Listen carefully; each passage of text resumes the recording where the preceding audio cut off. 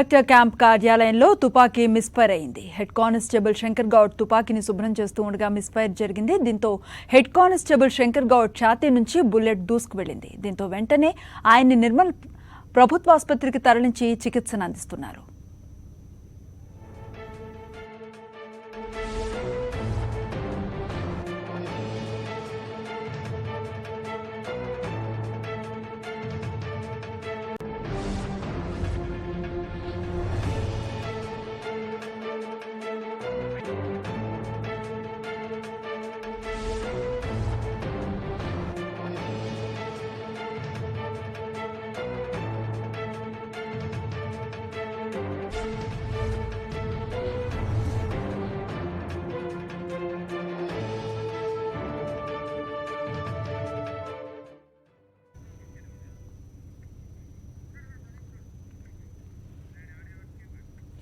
నిర్మల్ జిల్లా collector camp కార్యాలయంలో తుపాకీ మిస్ఫైర్ అయింది. హెడ్ కానిస్టేబుల్ శంకర్ గౌడ్ తుపాకీని శుభ్రం చేస్తూ ఉండగా మిస్ఫైర్ జరిగింది.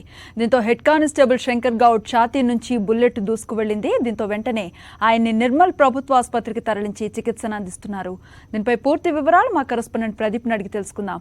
ప్రదీప్, చెప్పండి, అసలు ఎలా జరిగింది ఈ ఘటన? అనుశ్రీ, ప్రస్తుతానికైతే అతని ఆరోగ్య పరిస్థితి కుదుటబడిన మామూలుగా ఉంది. ఎందుకంటే ఉదయం ఆయన విధులు నిర్వహిస్తుండగా రెగ్యులర్ ప్రొసీజర్ లో భాగంగా అతని తుపాకీని క్లీన్ చేస్తూ ఉండగా ఒక్కసారిగా మిస్ఫైర్ అయింది. నేరుగా తూట అతని ఛాతీ లోపలికి దూసుకుపోయింది. వెంటనే అక్కడ ఉన్న మిగిలిన సిబ్బంది అతన్ని ఆసుపత్రికి తరలించారు. నిర్మల్ జిల్లా ఏరియా ఆసుపత్రికి తరలించగా ఎస్పీ శశిధర్ రాజు కూడా వెంటనే ఆసుపత్రికి చేరుకొని వైద్యులతో సంప్రదింపులు జరిపారు. ప్రస్తుతానికి అతనికి పరిస్థితి నార్మల్ గా ఉన్నట్లుగా చెప్పారు. ఎలాంటి ప్రమాదం ఏం లేదు. గాయం సంబంధించిన బ్లడ్ ను కూడా తొలగించారు. ప్రస్తుతం అతన్ని ఇంటికి కూడా పంపించిన పరిస్థితి ఉంది. గతంలో కూడా 2 నెలల క్రితం కూడా ఆసిఫాబాద్ జిల్లాలో ఒక ఏఆర్ కానిస్టేబుల్ ఇదే విధంగా గన్ చేంజ్ చేస్తుండగా మిస్ఫైర్ కు గురయ్యారు. అతను కూడా దాదాపుగా 2 నెలలు కోమాలో ఉండి ఈ నెల 1వ తారీఖున చనిపోవడం జరిగింది.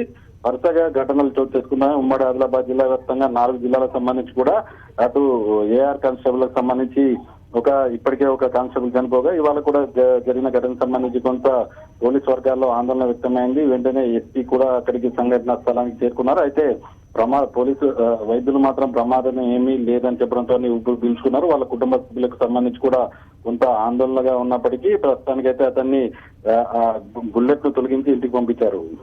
Right, thank you Pradeep.